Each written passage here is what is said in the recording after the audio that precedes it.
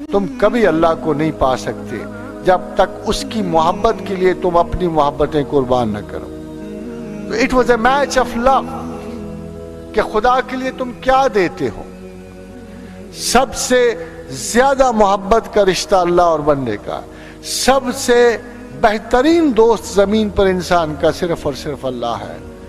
جب شیطان نے یہ کہا کہ اللہ میں تیرے بندوں کے اوپر سے آؤں گا، نیچے سے، دائیں سے، بائیں سے آؤں گا، میں ضرور انہیں گمراہ کروں گا، تو اللہ نے کہا تو یقیناً کرے گا، مگر تو میرے ایک قسم کے بندوں کو کبھی گمراہ نہیں کر سکے گا، الا عبادہ اللہ المخلصین، جو میرے ساتھ میرے لیے اپنے دل میں اخلاص رکھیں گے، محبت رکھیں گے، انس رکھیں گے، تو انہیں کبھی نہیں گمراہ کر سکے گا.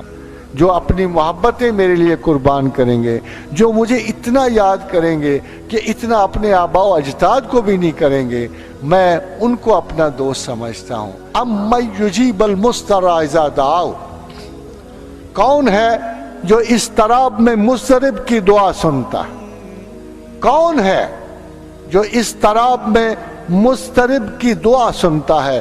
وَيَكْشِفُ السُّوءَ، کون ہے جو تمہاری برائی کی گرہ کھولتا ہے، تمہاری سختیوں کی گرہ کھولتا ہے، تمہارے علم و آلام کو دور کرتا ہے؟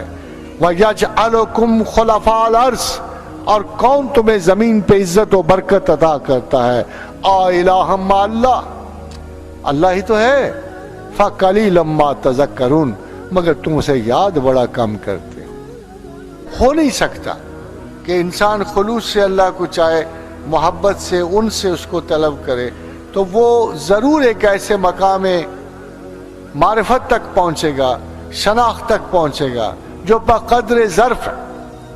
یہ نہیں کہا جا سکتا کہ سارے شیخ عبد القادر جیلانی بن جائیں گے، یا سیدنا علی بن عثمان حجویری بن جائیں گے، یا خواجہ معین الدین چشتی حجویری بن جائیں گے، مگر جلوہ بقدر ظرف نظر دیکھتے رہے.